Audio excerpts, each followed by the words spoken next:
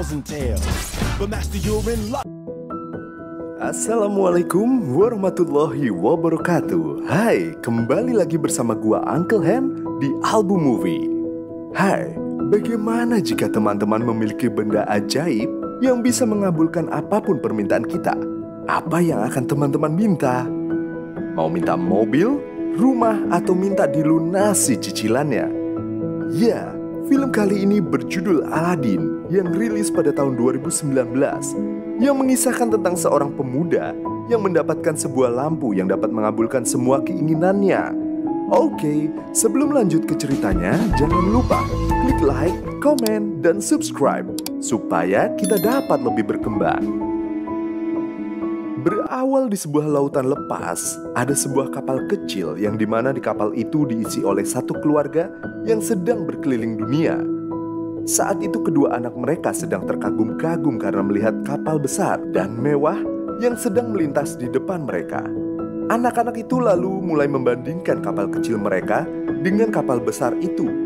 Tapi sang ayah dan ibunya mengatakan bahwa harta dan kekuatan sebesar apapun tak akan pernah bisa membuat manusia puas. Sang ayah kemudian menyuruh mereka berdua untuk duduk, dan dia pun lalu menceritakan sebuah kisah dongeng dari negeri Arab yang akan mengubah cara pandang mereka tentang harta dan kekayaan yang sesungguhnya. Dan setelah itu, kisah pun dimulai. Oh, imagine a land, it's a faraway place where the cat up a carpet and fly to another Arabian night. Di sebuah negeri Arab yang bernama Agrabah, diceritakan ada seorang pemuda yang hidup sebatang kara. Karena kedua orang tuanya telah meninggal dunia sejak ia kecil. Kini ia hanya hidup berdua dengan seekor monyet yang sangat pandai dalam mencopet. Aladdin namanya, dan dia dikenal akan keahliannya dalam mencuri. Setiap orang yang berjalan berpapasan dengannya, pasti ada aja barang yang hilang. Saking terkenalnya, semua orang di negeri itu sampai tahu siapa dia. Dan dia pun dijuluki dengan sebutan tikus jalanan. Suatu ketika ada seorang gadis yang sedang berjalan-jalan di tengah pasar. Gadis itu lalu melihat ada anak-anak yang sedang kelaparan dan meminta makan, namun tak ada satupun orang yang peduli. Ia lalu mengambil roti dan langsung memberikannya kepada kedua anak itu. Melihat hal tersebut, si pedagang pun langsung marah dan meminta wanita tersebut untuk membayar roti tadi. Tapi wanita itu nggak megang uang sama sekali. Aladdin yang mendengar keributan itu pun datang dan mengatakan pada wanita itu untuk memberikan gelangnya sebagai bayaran roti tadi. Tapi wanita itu menolak karena gelang itu adalah gelang yang sangat berharga baginya. Di situasi yang sudah terpojok, Aladdin pun berkata bahwa, "Okay, trust me." Yap, saat mereka berjalan pergi itu, Aladdin pun langsung menunjukkan gelang wanita tadi yang ternyata udah diambil lagi sama dia. Namun pedagang tadi sadar dan langsung meneriaki maling sampai para petugas keamanan mengejar mereka.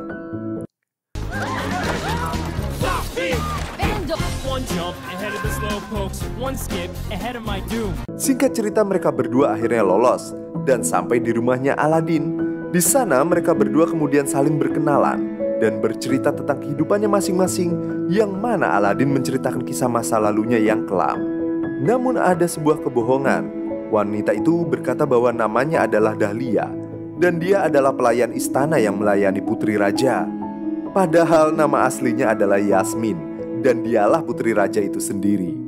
Hal itu ia lakukan agar dia nggak ketahuan, karena sebenarnya seorang putri raja nggak boleh keluar dari istana. Perbincangan itu terasa sangat spesial bagi mereka, karena sang putri baru pertama kali merasa asyik dan nyaman ngobrol dengan seorang pria yang selama ini tak pernah ia rasakan saat ngobrol dengan para pangeran-pangeran yang dijodohkan dengannya.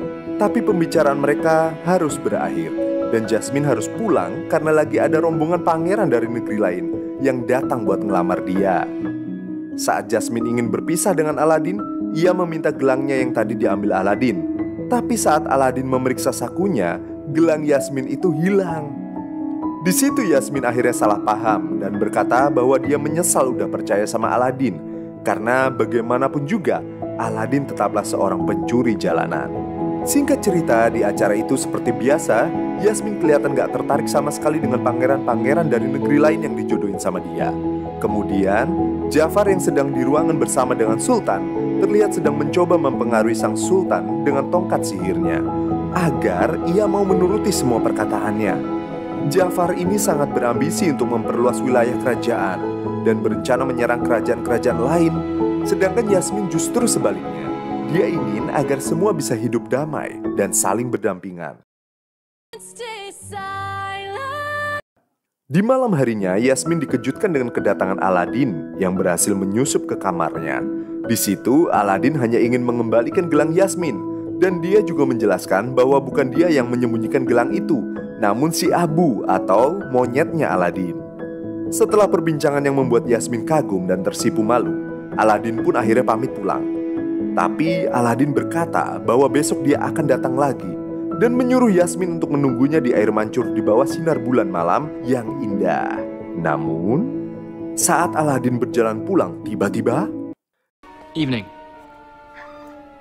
keesokan harinya, Aladin dibawa oleh Jafar dan pasukannya ke sebuah gurun di sana. Jafar yang kagum melihat kemampuan lihai Aladin dalam mencuri dan menyusup itu, berusaha untuk memanfaatkan Aladin dalam memenuhi ambisi pribadinya. Jafar berkata bahwa dulu dia juga adalah seorang pencuri jalanan lihai seperti Aladin. Namun bila Aladin mau patuh terhadap semua perintahnya, Jafar menjanjikan Aladin sebuah jabatan dan kekayaan. Semua itu bisa ia dapatkan bila Aladin berhasil mendapatkan lampu ajaib yang letaknya berada di dalam gua. Malam harinya, Yasmin di situ masih terus menunggu Aladin. Namun Aladin tak kunjung datang. Di depan gua, sebelum masuk, Jafar berpesan pada Aladin bahwa di dalam gua itu akan ada banyak sekali perhiasan dan berlian. Namun jangan pernah sekalipun tergiur untuk mengambilnya. Tetaplah fokus pada lampu ajaibnya saja. Setelah itu, Aladin dan Abu pun masuk ke dalam gua tersebut. Dan benar aja, pas mereka di dalam banyak banget berlian dan perhiasan yang bergeletakan di sana. Sampai si Aladin dan Abu berkali-kali nyaris tergiur buat ngambil. Tapi untungnya mereka berdua bisa saling ngingetin satu sama lain buat tetap fokus pada tujuan mereka. Saat sampai di tempat tujuan di mana lampu itu berada, Aladin yang hampir jatuh tiba-tiba dikejutkan dengan sebuah karpet ajaib yang bisa bergerak dengan sendirinya. Karpet itu seperti memberikan bahasa isyarat agar Aladin mau menolongnya. Karena karpet itu sedang terjepit batu, Aladin akhirnya mengangkat batu itu dan si karpet pun akhirnya bebas. Kemudian Aladin pun segera melanjutkan perjalanannya untuk mengambil lampu ajaib yang berada di atas tebing. Namun saat ia memanjat tebing dan sampai di puncak, Abu di bawah sana ternyata terhipnotis dengan keindahan sebuah permata. Dan saat Aladin mengambil lampu ajaibnya,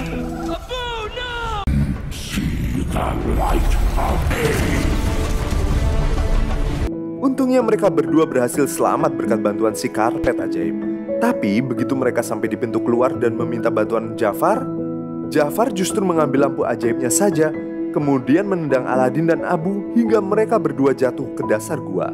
Beruntungnya sekali lagi berkat bantuan karpet ajaib, mereka berdua berhasil selamat.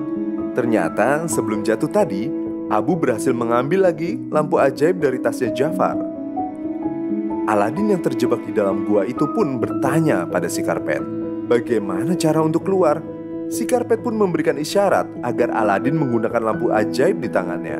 Singkat cerita, akhirnya Aladin menggosok lampu itu. Lalu, I stand by my oath. muncullah sesosok jin dalam lampu yang berkata bahwa ia akan mengabulkan 3 permintaan Aladin. Tak peduli apapun itu, pasti akan ia kabulkan. Minta harta, minta tahta, wanita, atau apapun pasti bisa terwujud asalkan bukan mengubah hati seseorang. Namun Aladin di situ malah bingung dan gak tahu mau minta apa. Dia gak tahu apa yang sebenarnya hatinya inginkan di dunia ini. Mendengar itu, si jin pun kaget karena ia sudah ribuan tahun berada di lampu tersebut dan sudah berkali-kali ngabulin keinginan orang-orang yang rakus harta, tahta, dan lain sebagainya. Tapi baru kali ini ia bertemu orang yang gak tertarik sama harta dan tahta atau jabatan. Kemudian akhirnya si jin menceritakan siapa dirinya. Ia berkata bahwa dia adalah makhluk terkuat di bumi ini. Tak ada satupun yang bisa menandingi kekuatannya. Tapi ada satu konsekuensi apabila seorang makhluk memiliki kekuatan yang maha dahsyat. Konsekuensinya itu adalah ia akan diambil kebebasannya, sehingga ia tidak bisa menggunakan kekuatannya dengan sembarangan. Makanya kedua tangan si jin itu dipasangi gelang yang bernama gelang Sulaiman, yang mana akhirnya ia hanya bisa menggunakan kekuatannya bila ada perintah dari tuannya. Si Jin juga menjelaskan bahwa dia memanglah yang maha kuat, tapi dia bukan yang maha tahu. Ia bilang kalau pengetahuannya dibatasi sehingga kalau dia ingin tahu, maka dia harus belajar sendiri. Singkat cerita, akhirnya si Jin membawa mereka berdua keluar dari gua itu. Setelah keluar dari gua, Aladin yang masih bingung tentang apa yang hatinya inginkan, justru bertanya balik pada si Jin, apa yang Jin inginkan? Si Jin pun di situ menjawab bahwa yang paling dia inginkan dari lubuk hatinya yang paling dalam adalah sebuah kebebasan. Dia berharap suatu saat nanti, entah itu ribuan tahun lagi atau mungkin ratusan ribu tahun lagi, akan ada seorang manusia yang akan membebaskan dirinya. Setelah lama mereka berbincang, akhirnya Aladin teringat dengan Putri Yasmin. Dia berkata kalau Putri Yasmin hanya boleh menikah dengan seorang pangeran dan tak boleh dengan rakyat jalanan sepertinya. Ia pun meminta Jin untuk menjadikannya pangeran. Dan yap, dengan sekejap abrakadabra, Aladin akhirnya berubah menjadi seorang pangeran. Si Abu diubah menjadi gajah dan si Jin pun membuat negeri palsu di dalam peta, lalu menamainya dengan nama negeri Baba. Nama Aladin pun mulai sekarang berubah menjadi Pangeran Ali dari negeri Baba, atau bisa dipanggil sebagai Ali Baba. Akhirnya Pangeran Ali pergi ke negeri Agrabah, tempat Jasmine berada lengkap bersama para rombongan dan harta benda hasil sihirnya si Jin. Sesampainya di kerajaan Agrabah, Jin yang sudah merubah Ali dan menyusun rencana itu pun datang dengan pengawalan layaknya seperti pangeran-pangeran pada umumnya. Para pengawal yang menari ditemani lagu yang dinyanyikan oleh Jin mampu membuat putri dan seluruh kerajaan terpesona.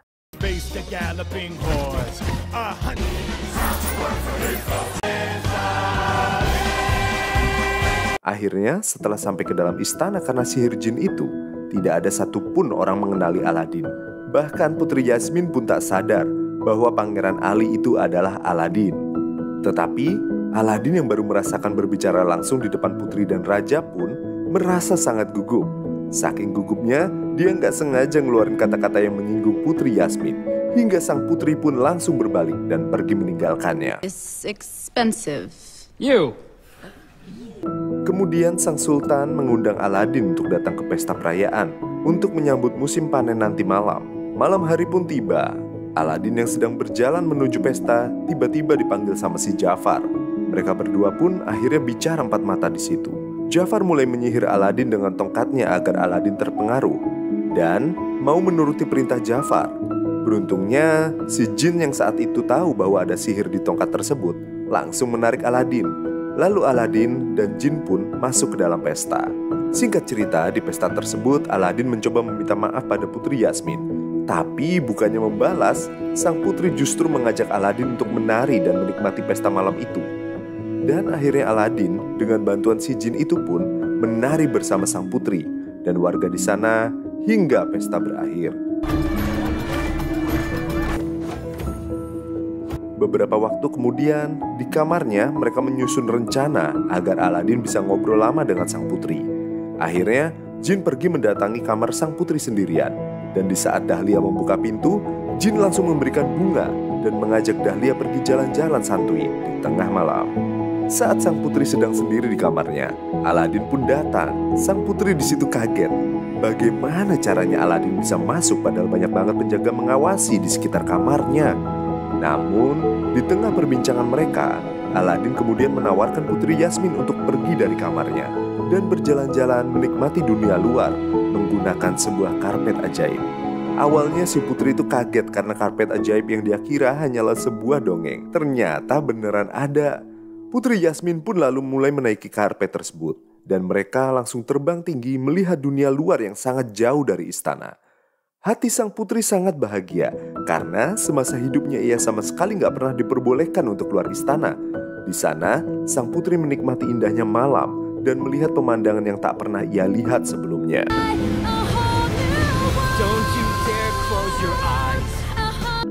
Singkat cerita, setelah selesai berkeliling, mereka akhirnya berbincang sambil memandangi kerumunan orang yang sedang berpesta di bawah. Di situ, Putri Yasmin sekilas merasa seperti kenal dengan Pangeran Ali, lalu memancingnya dengan sebuah pertanyaan tentang seekor monyet yang bernama Abu. Ali pun keceplosan hingga akhirnya kedoknya terbongkar.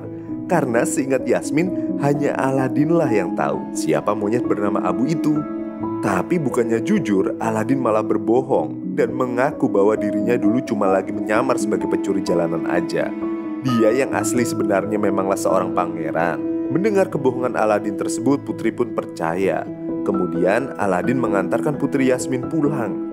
Namun sebelum mereka berdua berpisah, Aladin pun mencium Putri Yasmin itu dengan sangat lembut, hingga membuat hati sang putri benar-benar bahagia.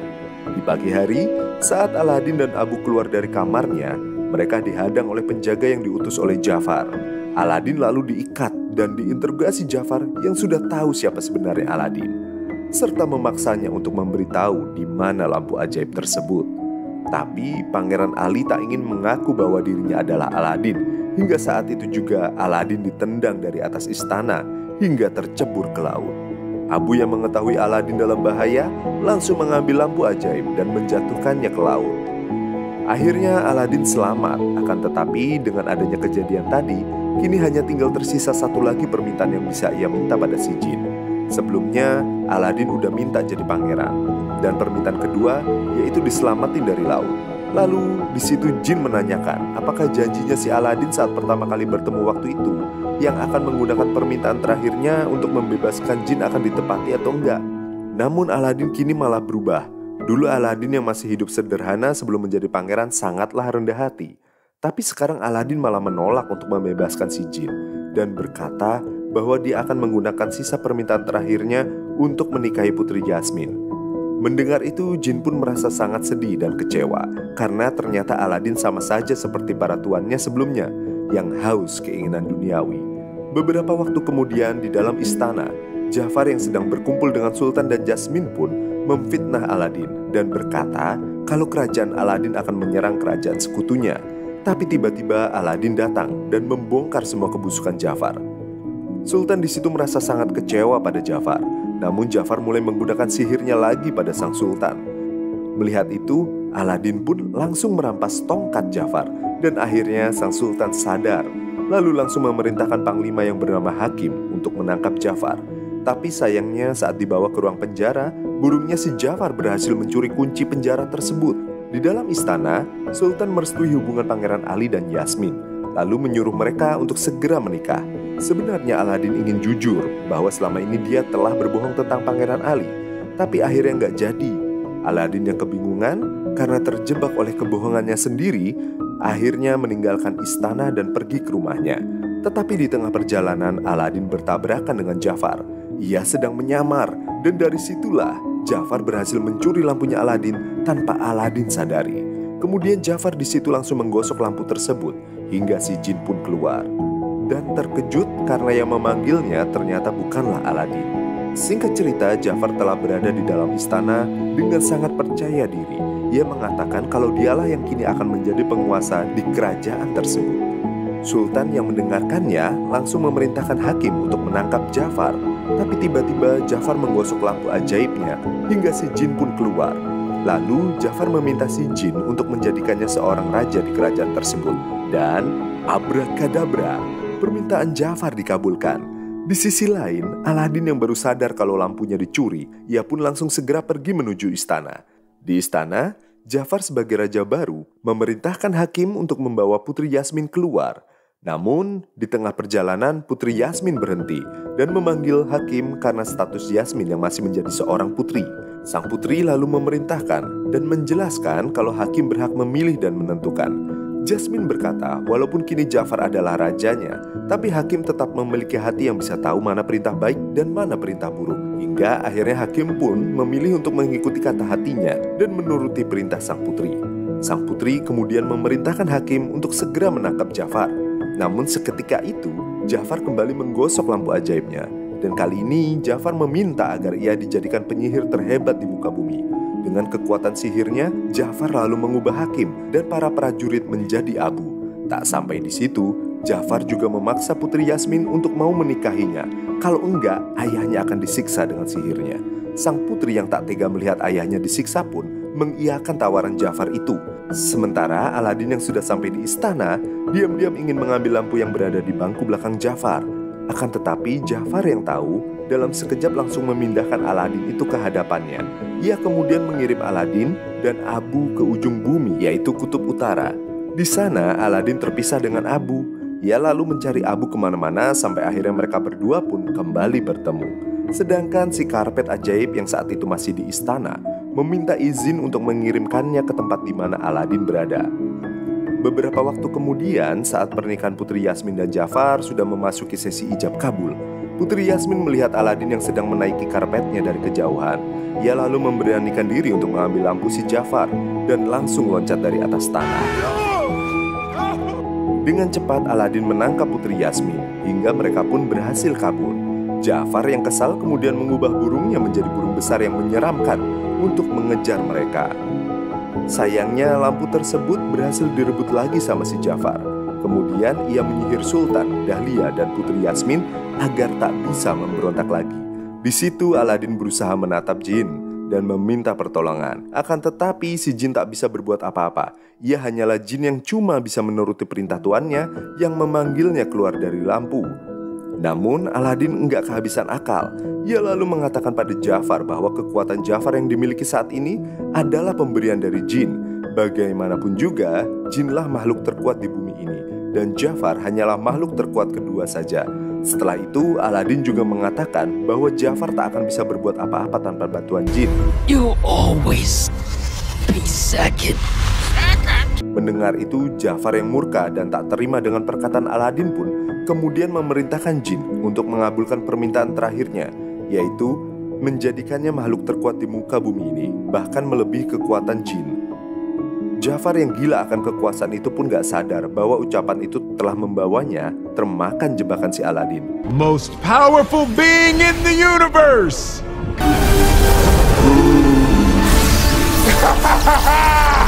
Kemudian setelah permohonannya dikabulkan, Jafar ingin menghancurkan seluruh kota. Akan tetapi ada konsekuensi bila menjadi makhluk terkuat di bumi. Konsekuensi itu adalah Jafar diambil kebebasannya. Kedua tangan Jafar pun langsung terbelenggu, hingga ia tak bisa menggunakan kekuatannya bila tak memiliki seorang tuan. Akhirnya Jafar tersedot dan terkurung di dalam lampu bersama dengan burungnya untuk selama-lamanya. Hingga suatu saat nanti akan ada seorang yang menggosok lampu itu dan menjadi tuannya. Setelah semua berakhir, si jin lalu menawarkan permintaan terakhir Aladin yang masih tersisa satu itu, untuk mewujudkan keinginannya menikahi sang putri. Namun Aladin yang kini telah menganggap bahwa jin adalah sahabat yang selalu ada membantunya, akhirnya ia merelakan keinginan untuk menikahi sang putri. Dan dia lalu mengucapkan permintaan terakhirnya, yaitu membebaskan sang jin. Kini jin telah sepenuhnya bebas. Betapa bahagianya dia karena setelah ratusan tahun lamanya ia selalu berada di dalam lampu yang sempit dan dicabut hak kebebasannya. Sekarang ia benar-benar bisa menghirup udara dengan bebas. Bahkan untuk sekedar duduk dan pergi pun, kini jin tak perlu lagi meminta izin dari tuannya. Jin kemudian menghampiri Dahlia dan lalu mengajaknya untuk berkeliling dunia menggunakan sebuah kapal. Dia dan Dahlia juga berkeinginan untuk menikah di sana dan mempunyai 2 orang anak. Lalu pada kedua anaknya nanti, jin dan Dahlia akan selalu menceritakan kisah sang Aladin itu. Di sisi lain, sang putri saat itu langsung pergi mengejar Aladin yang telah meninggalkan istana.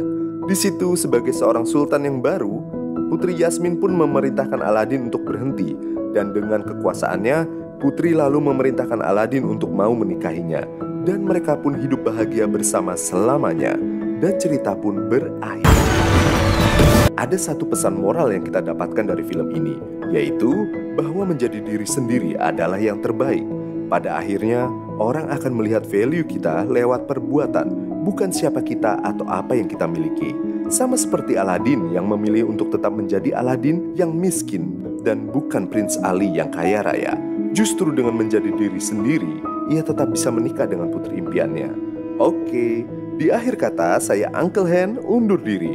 Sampai jumpa di video selanjutnya. Terima kasih.